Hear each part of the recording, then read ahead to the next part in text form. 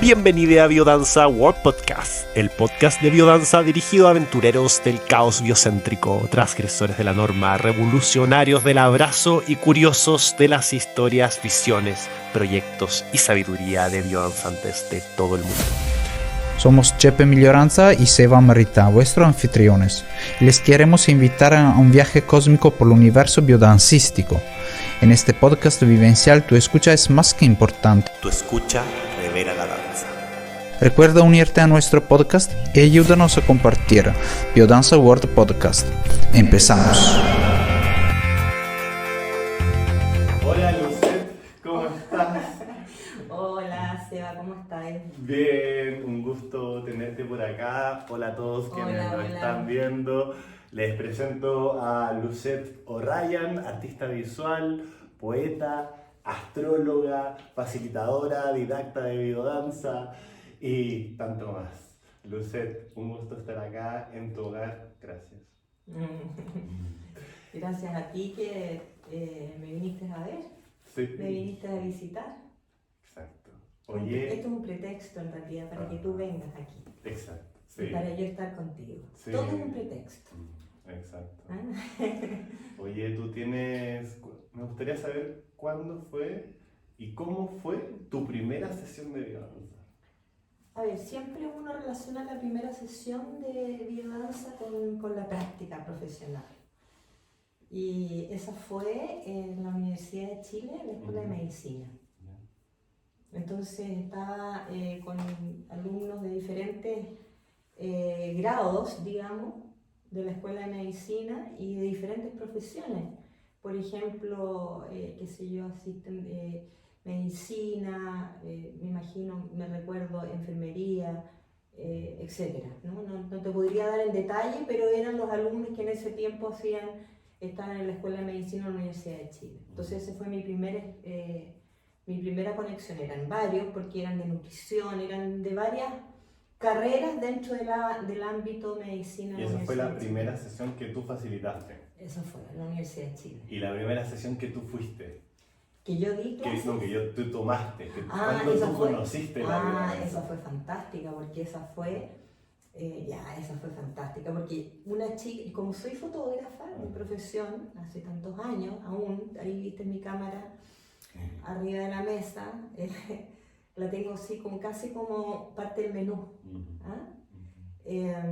Entonces la primera vez que yo fui, una chica que era clienta mía en fotografía, tenía algunos problemas esta chica personales, yo le invité a mi casa a vivir con su hijito.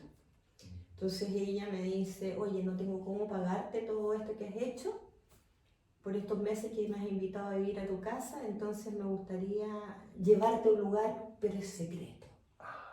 ¿Y tú la tenías como invitada en tu casa? En mi casa. Estaba viviendo contigo. Claro, porque era clienta, como tantos clientes que yo tenía en ese tiempo, no había tanta fotografía, éramos muy pocos los fotógrafos de retrato en este caso.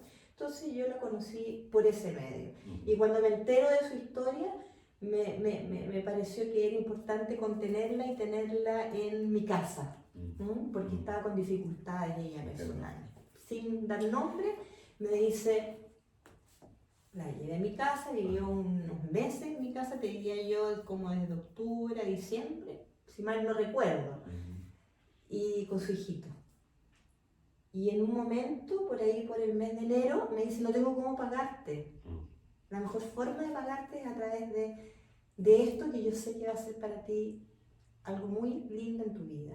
¿Y qué año es esto, más o menos? Más o menos esto debe haber sido por el año 2002. Ajá. 2000. Entonces le dije, fantástico, invítame a lo que sea, yo voy. Entonces partimos en su auto. Y ella vivía, como te digo, algunos meses en mi casa, 2, 3 meses llevaba. Y me dice, no te voy a contar nada hasta que lleguemos. Llegamos al Cajón del Maipo a una clase de arcilla. Sí. Arcilla que la da la Ceci Toro.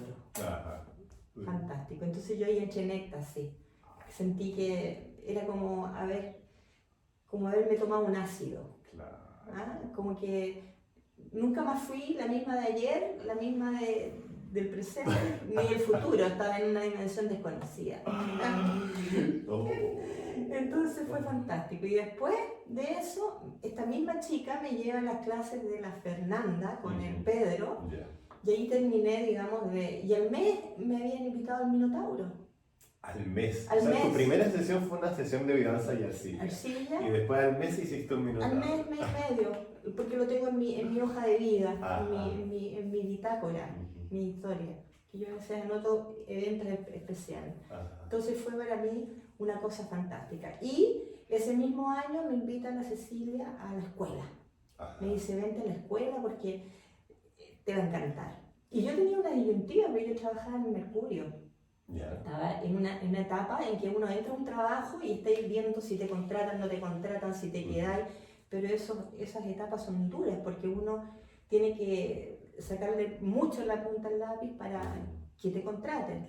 Entonces estaba en un ámbito bien complejo y la persona que era la jefatura directa, muy buen jefe, me dice, ya, pues tú tenés que decidir, porque si yo me iba a la escuela, yo tenía que abortar el trabajo. Que dejar. ¿Y por qué? Porque cuando tú trabajas en un medio tan importante como es el diario, que en ese tiempo era el Mercurio, ni más ni menos, y todavía lo sigue siendo, pero en ese tiempo era más importante que ahora, claramente el trabajo es 24/7. Tú no tenés a veces Navidad, no tenés Año Nuevo. ¿Te gusta viajar? Sí, me encanta. ¿Sabes usar computadora? Recién estaban empezando las cámaras digitales. Entonces el día que yo llegué estaba saliendo el personaje del laboratorio con todas las cosas del laboratorio análogo y estaba echando la digital. Entonces la determinación fue grande. Pero la determinación fue gracias a un sueño. Yo le doy mucha importancia al inconsciente, a los sueños. Sí, tu casa está lleno de cuadros surrealistas, de otros estilos que son y traen mucho lo onírico. Totalmente, porque la vida en parte es lo que estás viviendo ahora y un pedazo muy chico, ¿no? La punta de un iceberg es la conciencia y el resto es todo el inconsciente. Entonces, para mí es muy importante los sueños, los símbolos, las cosas que de verdad uno dice, bueno, ¿y por qué está pasando esto? Ni siquiera amerita racionalizarlo, porque cuando racionalizas no te encuentras con las respuestas son invisibles.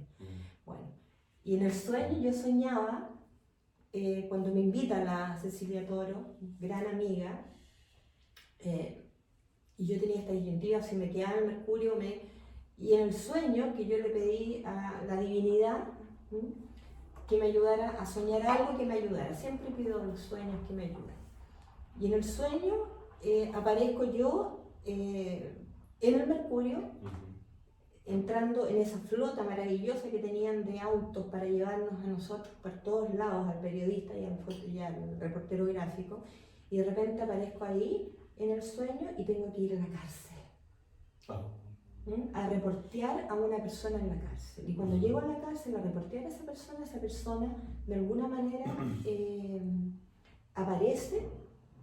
Yo ya había tenido experiencias en fotografías en la cárcel, entonces ya estaba eso en mi inconsciente, sacando fotos a muchas mujeres danzantes que bailan danza el vientre. Entonces ya tenía, digamos, ahí como un pequeño dato en mi inconsciente reservado para este sueño. Y me encuentro con que yo voy a fotografiar a este personaje y de repente una patota de gente muy alegre me saca de la situación y me llevan a otra dimensión. Llega una patota de gente alegre. Era un grupo alegre que estaban felices y todos así con toda una cosa de expresión, de placer y de trascendencia. Y desaparezco de mi trabajo, digamos, y de repente en esa patota me doy cuenta que tengo que volver a mi trabajo porque si no lo iba a perder. Y vuelvo a mi trabajo. Me alejo de esta patota feliz, que yo después entendía que era la gente de la biodanza. Llego al trabajo a sacar la foto y no está la persona a la cual me habían dicho que tenía que fotografiar. Pongámosle que tenía que ir a fotografiar y ver la historia de algún preso famoso, como el que ya hay tantos famosos ahora ahí presos. Y de repente aparece otro personaje preso también, hombre, y me hace una seña y me dice, oiga, ¿por qué no me saca a mí la historia, las fotos y me hacen a mí el reportaje? Claro, le digo yo, por supuesto. ¿Y de qué se trata su reportaje? Yo ansiosa por llegar con algo al trabajo. Y me pasa así una montonera de cartas de amor. Y me dice, necesito que le lleve estas cartas de amor a mi amada. ¿Y dónde está su amada? En la cárcel de mujeres. Y ahí yo voy en el auto de vuelta, que era esta flota maravillosa de autos que nos entregaban ahí en el Mercurio para andar para arriba y para abajo, haciendo nuestro reportaje, y me voy como tranquila, echada para atrás. A las 4 de la mañana, nunca me voy a olvidar, y digo, qué maravilla que puedo llegar con el reportaje de la vida, Y eso, por eso me largué, fue clave para yo dejar ese trabajo y meterme en la biodanza de lleno. Porque el sueño me dijo, es ahí. Y después aparecen las cárceles. Sí, eso justamente te iba a preguntar, que años después... Prácticamente al unísono, en donde yo voy a hacer mi entrenamiento ahí y de repente aparece el contrato por el Ministerio de Justicia. ¿Cuántos años trabajaste haciendo Yo biodanza diría que partí, en la práctica? claro, eso fueron como unos 8 años. Y en total fueron más porque yo primero fui haciendo fotos de diferentes talleres de arte educador en la cárcel. Cuéntanos un poquito de ese trabajo que hiciste en la cárcel de biodanza. ¿Tenías continuidad con el mismo grupo de personas? ¿Hacías una sesión semanal? Totalmente. ¿Qué cambios viste también? Claro, eran 2 sesiones semanales. 2 sesiones semanales. 2. Okay. Y además, como yo trabajaba en otro lugar que era una comunidad terapéutica de puros hombres con problemas delincuenciales y problemas de adicciones, entonces yo tenía el paralelo también, ¿no? Ese trabajo fue extraordinario, fue fantástico, porque te lleva a darte cuenta que la biodanza tiene que tener un texto y un contexto. Entonces tú no puedes llegar con la cara llena de risa y con una poesía maravillosa a hacer clases en ciertos ambientes. No puedes, tú tienes que respetar el contexto y por tanto ir con un texto distinto, con un traje diferente, con una posición. Eres como una medium, por decirlo de alguna manera, frente a lo que te toca vivir. Claro, uno en esos tiempos estaba acostumbrado a grupos normales, por decirlo de alguna manera, gente que venía de todos los rubros, pero que entre comillas era libre. Bueno, después me enteré que estaban tan presas como los presos. Después podemos ir para allá. Claro, después me di cuenta que estábamos tan presos como los presos, o sea, las cárceles mentales que finalmente son las que hacen que uno se quede mirando por la ventana chica de la vida, ¿no? Y que se ve también las rigideces corporales en las corazas que hablamos. Se ve, y todos tenemos eso, si nadie aquí se salva, ¿cachai? El que crea que se salva, ese está en el primer lugar de los ignorantes. Sí, ya hay momentos también, ¿no? Momentos donde nos sentimos más libres, estamos en un contexto que también nos permita esa libertad interior, y otros momentos donde nos sentimos más apretados. Es una pulsación, tal como tú lo dices, eres muy, muy claro en eso, muy, muy inteligente en lo que tú dices, hay momentos y momentos.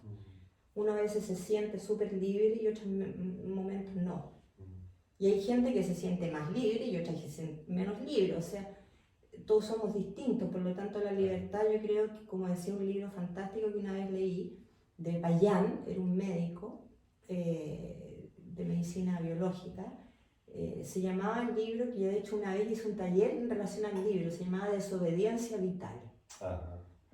Y me encantó el título, Desobediencia Vital.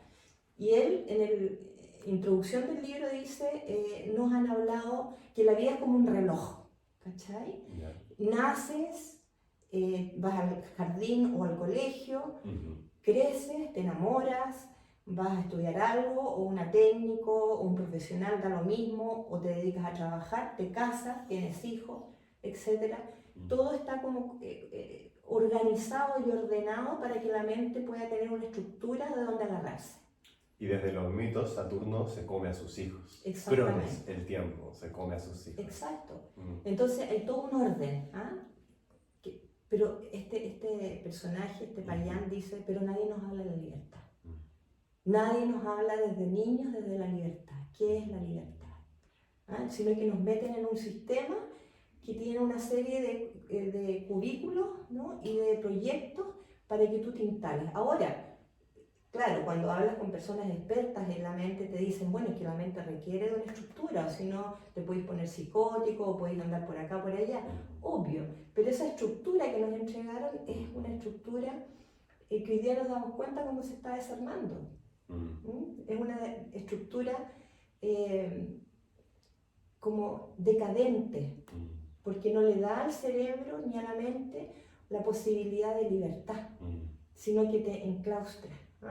Quizás las estructuras muy rígidas son las que nos encarcelan y las estructuras más orgánicas, o sea que están en una continua renovación cíclica, son las que nos permiten esa mayor libertad. Por Dios que eres inteligente, chiquillo.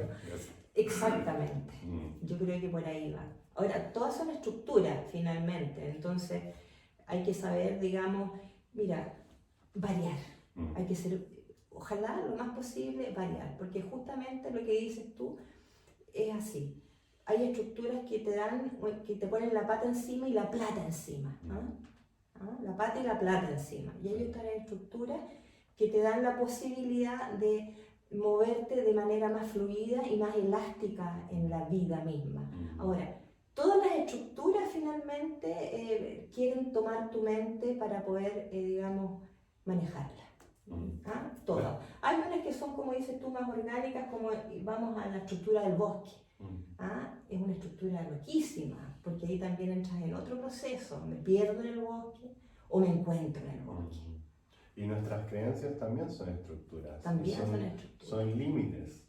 Todo es un límite y una estructura que te va coartando aquella libertad original, porque uno nace como una página en blanco.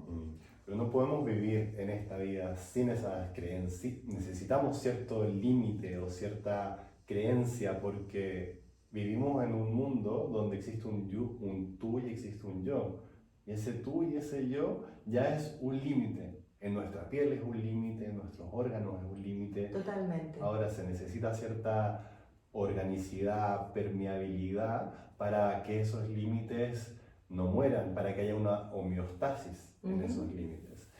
Y también lo mismo con nuestra psique interna. Cuando son demasiado rígidos, es como un vidrio, que es muy rígido, pero es fácil de quebrar también.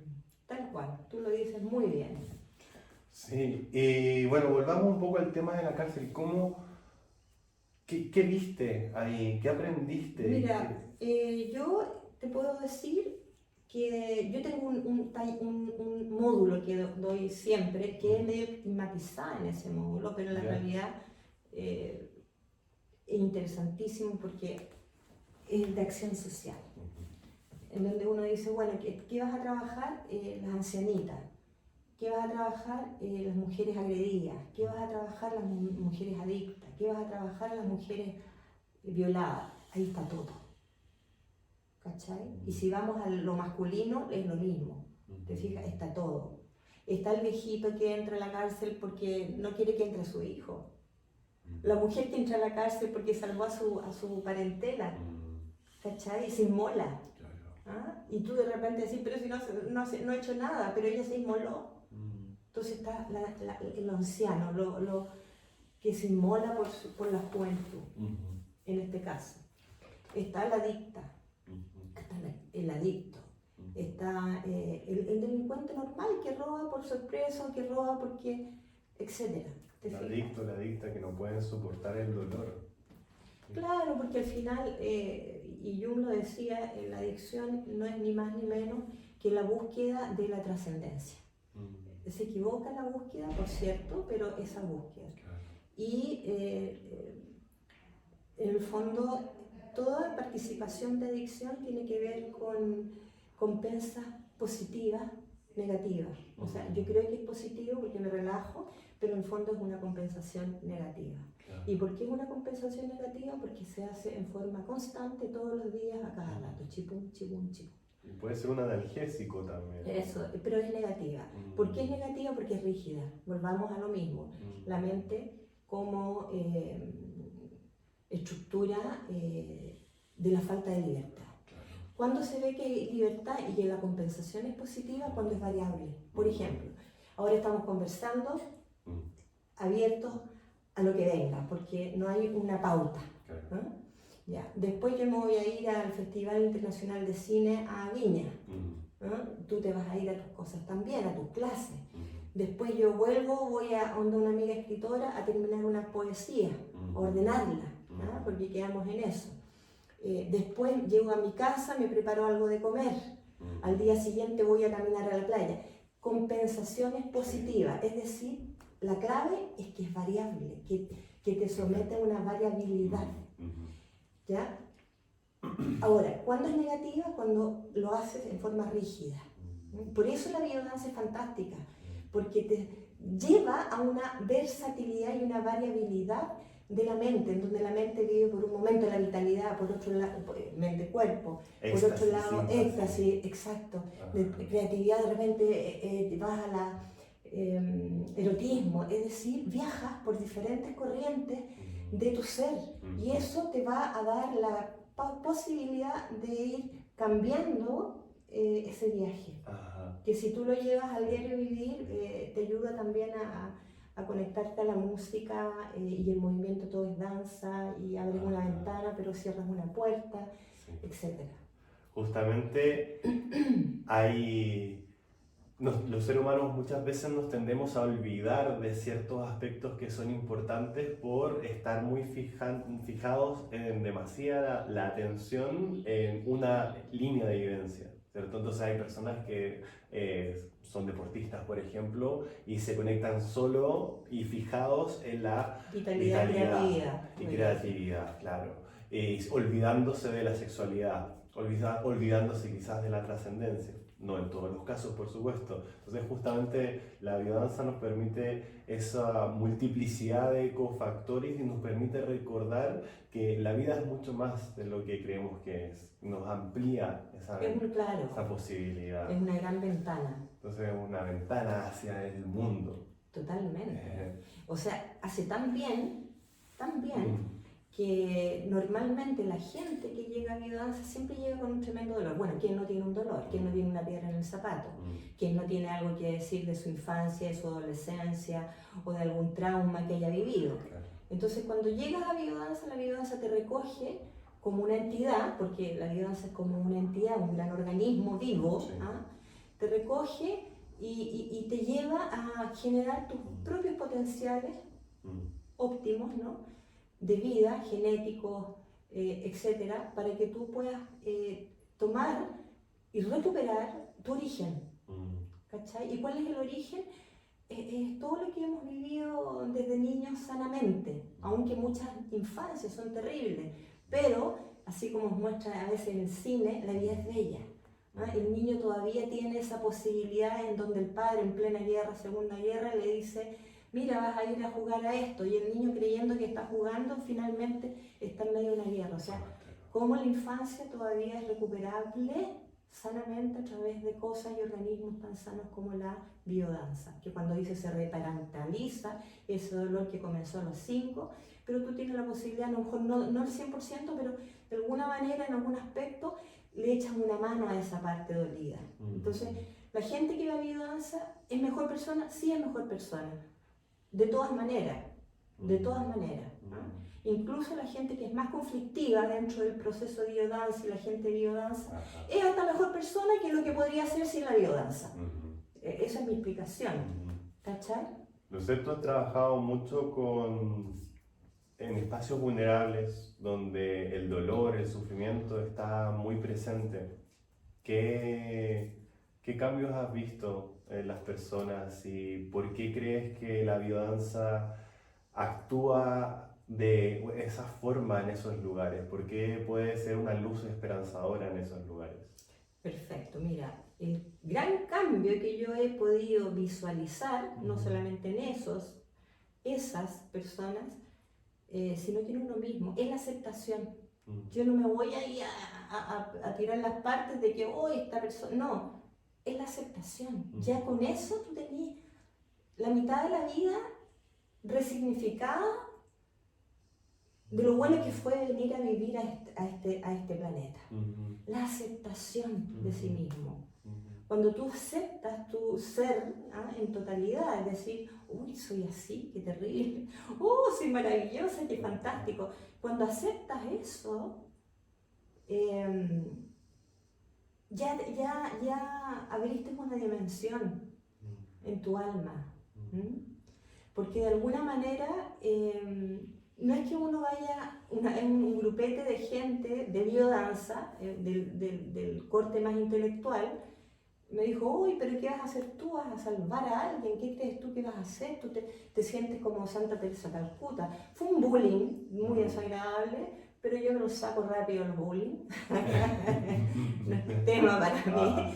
Y yo les contesté así, porque fueron 2 o 3 personas que me empezaron a hacer como un encerrón. ¿Qué crees tú? ¿Tú crees que vas a salvar? Dime, ¿vas a salvar? No, les dije yo. Ellas me salvan a mí, ellos me salvan a mí. ¿Cachai? Uno no va a salvar a nadie, ¿no? Más bien esas personas, sin darse cuenta, son quienes te salvan. Y no porque tú estés buscando una salvación, sino porque así es la vida. O sea, tú sanas cosas a partir de la experiencia terrible de otros y de la experiencia maravillosa de otros. Vas sanando cosas. Cualquier persona que aparezca en tu vida no es gratuito, ni es casualidad, ni es mucho menos, es un sincronismo cósmico. Entonces esa persona te viene a mostrar algo de ti, te viene a mostrar una cosa maravillosa de ti, o te viene a mostrar tu miseria humana, que todos tenemos, ¿no? Todos tenemos una miseria humana. Y en ese conmoverte que ocurre a todos los facilitadores en biodanza, y sobre todo cuando vamos a espacios donde hay una transformación del rostro, de la danza de las personas, y vamos viendo el proceso, quizás que puede ocurrir en una misma sesión, y eso nos conmueve, justamente aparece lo que traes tú, de es el otro el que me salva a mí. Claro, porque es el otro el que me da noticias de mí mismo, que es una palabra, una frase bastante usada. O la otra que es bastante usada, son todas bonitas, no estoy haciendo crítica. La misma piel que me separa es la misma piel que me une, ¿no? Al otro. Entonces, claro, uno va aprendiendo, ¿sí? Todo es un sincronismo cósmico, ¿no? En donde uno entra en los lugares que tiene que entrar, cierra las puertas que tiene que cerrar, abre las ventanas que tiene que abrir. Conoce a las personas y anida vínculos profundos con las que tiene que anidar vínculos profundos. Y las que pasaron así como ese encuentro fugaz, es porque ese encuentro fugaz no merecía más que el encuentro fugaz, y ya ese encuentro fugaz te dejó algún episodio transformador en tu vida. No necesariamente los más profundos te van generando transformaciones, sino que también los más sutiles te generan transformación. Claro que sí, claro que sí. ¿Cómo conectarías el inconsciente colectivo que lo estuviste mencionando en un principio con los lugares más rechazados de la sociedad? Bueno, los lugares más rechazados de la sociedad es parte de lo que nosotros también rechazamos de sí mismos. ¿A quién no le da vergüenza decir, oye, ¿robaste alguna vez? Yo a veces pregunto, ¿quién robó cuando estoy haciendo charlas o cosas? ¿Quién ha robado alguna vez en la vida? Y me ha tocado la suerte que la mayoría de la gente levanta la mano, ¿no? O quién no ha tenido sentimientos oscuros hacia un otro, y ciertamente cuando los tienes hacia un otro es porque los has tenido hacia ti mismo. Entonces, todo lo que está periférico a nosotros no está lejano a nosotros, es parte de nosotros mismos. ¿Cachai? O sea, no hay una gran diferenciación. Uno podría decir, no, pero es que la ética. Oye, tú te encontrás, la ética es una, en donde tenéis como 2 pilares. La ética se reconoce cuando hay 2 cosas, conciencia y afectividad. Cuando tú tienes ética, tienes las 2 cosas, conciencia, estás consciente, estás Sí. despierto, no es que culpes al de afuera, tampoco se trata de culparte a ti mismo, pero tienes una objetividad razonable, conciencia. Y afectividad, esos son los dos pilares de la ética, ¿cachai? Pero esa misma ética, si tú la llevas a otros contextos, submundo, subcultura, obedece de otra manera, ¿cachai? Sí. ¿Cómo Pero con esa ética y con esa conciencia personal. ¿Y cómo ir despertando la afectividad en lugares donde ha sido nula el encuentro con este potencial? ¿Cómo ir despertándola con la verdad? Si yo llego con un discurso, y volvemos al inicio, super light, super feliz, Claro. super Hello Kitty, que le llamo yo, Me encanta. si entré con ese discurso, claramente vas a poder arrastrar a muchos, pero no a las personas que están en una periferia y en la oscuridad de la vida. Porque, por ejemplo, para nosotros es súper importante el aquí y el ahora. Para una persona que está en la cárcel le importa un pito el aquí y el ahora. Ellos prefieren pensar en el futuro, porque el futuro tiene más esperanza que el presente. ¿Cachai? Entonces, ¿cachai? Que es muy loco, porque uno podría, digamos, ordenar las cosas en base a ciertas ideologías, a ciertas creencias, pero de repente se quiebran todos los esquemas en esos ámbitos. Se te quiebran. No es todo cuantificado y cualificado como uno creería que debiera ser, porque el deber ser es relativo, ¿cachai? Por ejemplo, tú a una persona le hablas de la muerte y se aterra, te dice, oye, que nada que ver que estoy hablando de la muerte. Hablemos de la vida. Oye, pero corta el deseo. Si gracias a la muerte yo estoy viviendo. Porque al estar viva, digo, a ver, voy a hacer mi libro de fotografía. Y voy a hacer mi poesía y mi libro de poesía. Y me proyecto de aquí a un año máximo, 6 meses.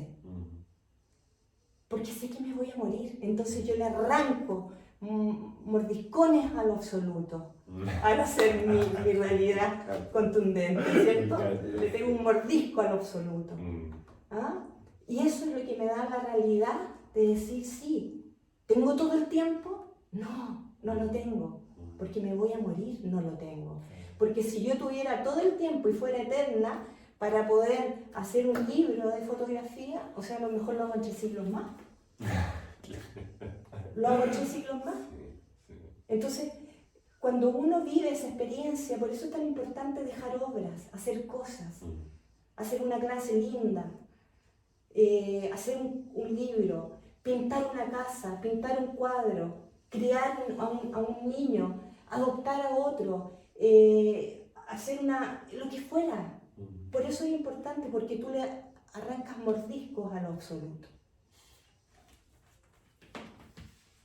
Porque vamos a morir. Asombrado. Gracias.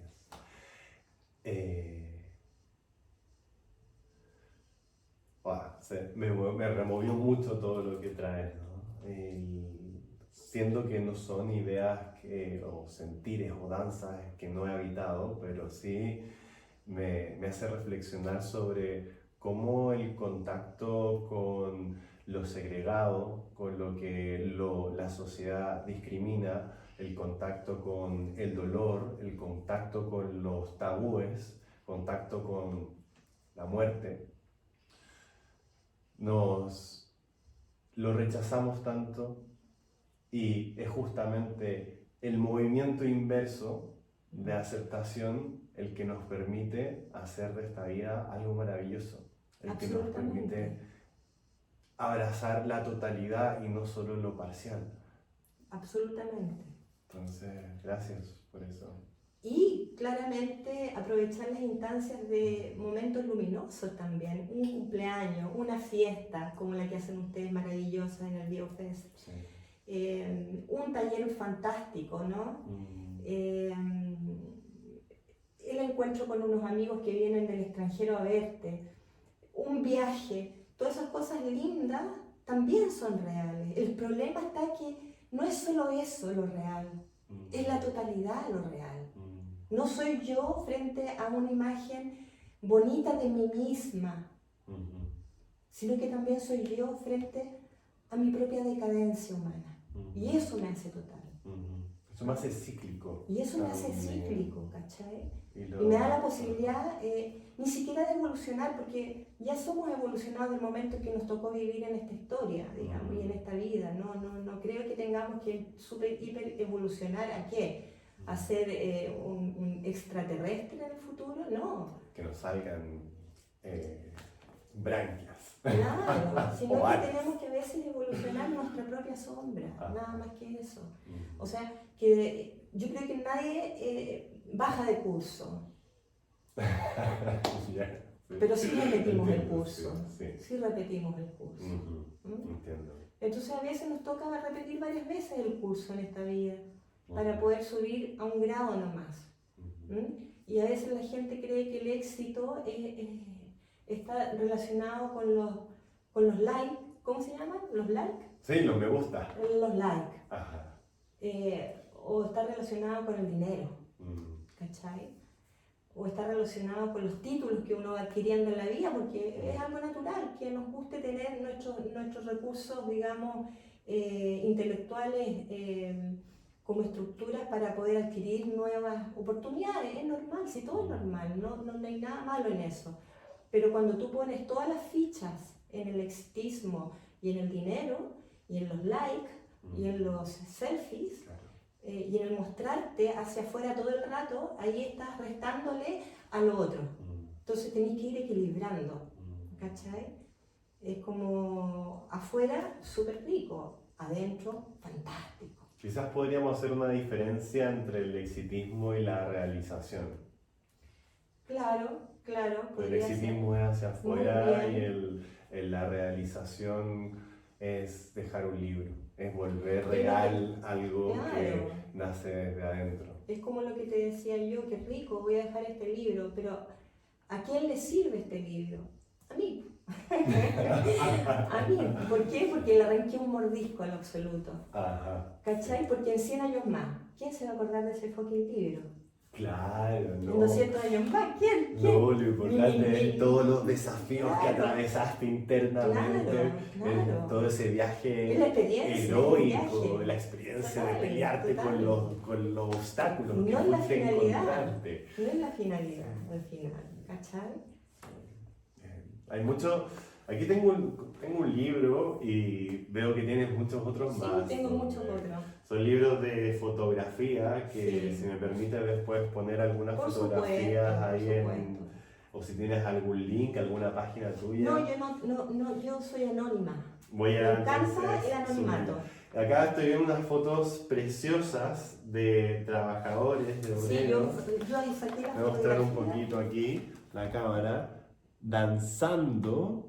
¿Tú hiciste clases de danza? Fueron exactamente 6 a 7 años.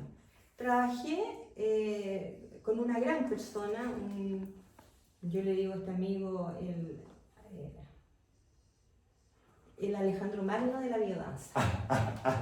¿Por qué? Qué rimbombante el título, me encanta. ¿Por qué? Porque fíjate que este amigo, que el otro día andábamos caminando por ahí por el golf juntos, conversando mil cosas, fue muy bonito, porque finalmente yo hacía, como te dije, didacta, hacía mucha clase en ese tiempo que no habían 500.000 didactas. Y los didactas eran como sacados, ahora son por millones, y qué bueno que sean hartos, porque los didactas también, no solamente que la gente se equivoca, tienen que ir a hacer clases de escuela. El didacta va un paso más adelante porque se dedicó a estudiar más, y le costó también, más.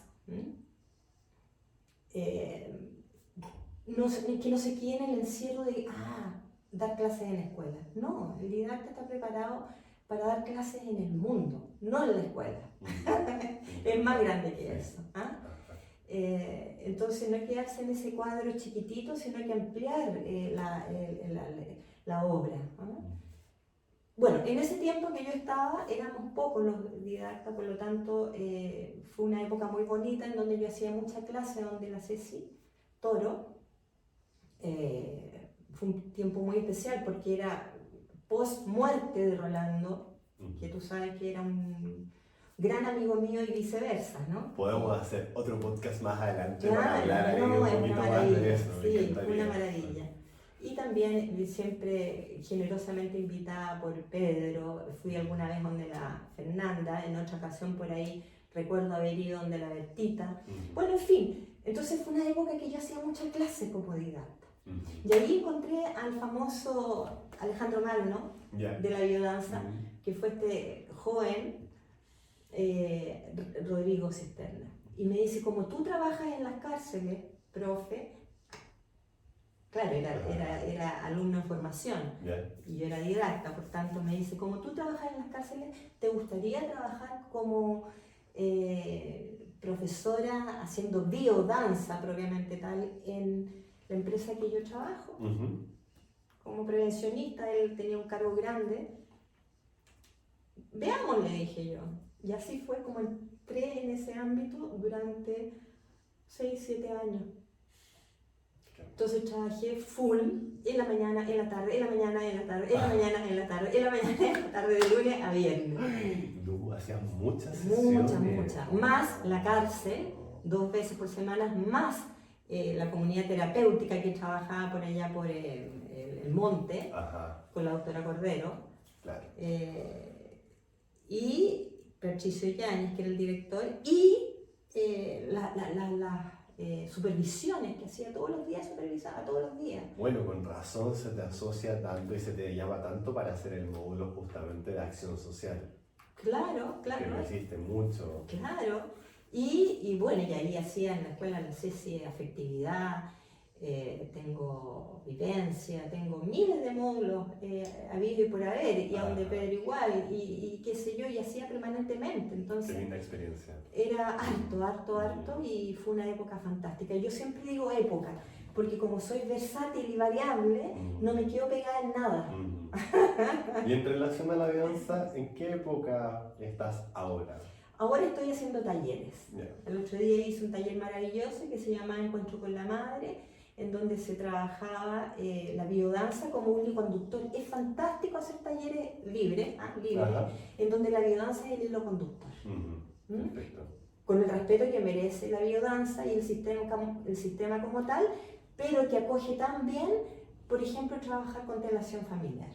Entonces yo, si veo que una persona es seca en constelación familiar, digo, bueno, con esa persona me encantaría trabajar porque le creo, nada más. Yo no me voy por el lado de la política, no soy política.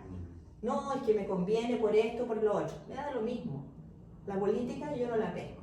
Y como la biodanza tiene alta política, obviamente, como cualquier sistema, pero yo no. Me gusta ser libre, soy gitana. O si no, habría tenido escuela de Arica a Punta Arenas. Porque tengo esa posibilidad y esa capacidad de hacerlo. Pero no me interesó. No es algo que me interesó ni me interesa. ¿Te fijas? A mí me gusta ser libre. Y en esa libertad yo me muevo. ¿Cachai? En esa libertad. Y eso que he trabajado mucho para instituciones, como Consejo de la Cultura, como Ministerio de Justicia, ¿te fijáis? Y ciertas comunidades, digamos, que en estricto, digamos, rigor requieren de una gran estructura. O sea, tenéis que meterte en la cosa administrativa, escribir, poner todo en orden, entregar mucho papeleo. Me encanta, porque me ordena. O sea, soy una, por decirlo de alguna manera, soy una gitana organizada. Perfecto. Oye, Lucel, y una última pregunta ya para ir cerrando. Ya un montón, podríamos hablar toda la mañana, todo el día, pero para hacerlo preciso, ¿qué mensaje podrías dejarle a las personas que nos están escuchando? Bueno, depende de qué tipo de persona sea. Probablemente aquí están escuchando biodanzantes de todo el mundo, personas que son facilitadores o que están estudiando para ser facilitadores, didactas, directores, de todas partes. Perfecto, estamos hablando de biodanza. Y dentro de ese contexto de biodanza, están todas las profesiones y las personalidades de vida y por haber. Exacto. Yo les diría que cada persona sea a sí misma. Ese es el gran consejo que sea a sí misma. No importa cuántas veces uno se caiga en la vida, o dude, o cambie de opinión incluso. Da lo mismo, si eso no es el tema. El tema es atreverse a ser uno mismo, con todo lo que eso lleva, la aceptación, el amor hacia sí mismo, el amor a la creación, a la humanidad. Porque si yo no me tengo amor a mí mismo, ¿en qué minuto voy a poder amar a la humanidad? A propósito que he estado yendo al Festival Internacional de Cine, que es una maravilla, acá en Viña, que he podido ver, digamos, tantos contextos y tantas culturas, subculturas, en donde la mente está en una chaya permanente. No creo que nadie entienda, ni yo entendí eso. En una chaya de ideas, ¿no? Okay. Y de imágenes, ¿no? Muchas. Somos una chaya de ideas, de imágenes, de culturas, de subculturas, de personajes. Somos una asamblea de personajes, para empezar. Sí. Para empezar, cada cual es una asamblea de personajes. Entonces, ¿qué les puedo decir? Que acepten su asamblea de personajes. Van a haber personajes medio pesados dentro de uno, otros más simpáticos, otros más dulces, otros más maternales, otros más libertarios, otros más revolucionarios. Pero aceptar esa asamblea de personajes, porque si tú no aceptas tu asamblea de personajes, siempre estás en la máscara, poniendo la mejor cara o compitiendo, y esa es una falacia, es una ridiculez, es mediocre. Uno no compite con nadie, si al final de cuentas uno compite consigo mismo. Y ese es el gran carro de la vida. Y si compites contigo mismo, ojalá te bajes de esa competencia también, porque no tenés que competir con nada, ni nadie, ni contigo mismo. Entonces, bájate del carro, pues bájate del carro y camina a pata descalza. A pata descalza, porque así vayas a saber dónde están las piedras que te duelen y dónde está el pasto que te alivia. Fantástico, Luce, muchas gracias. Me encantó conversar contigo. Espero que nos encontremos prontamente. Gracias a todos quienes están escuchando y un abrazo.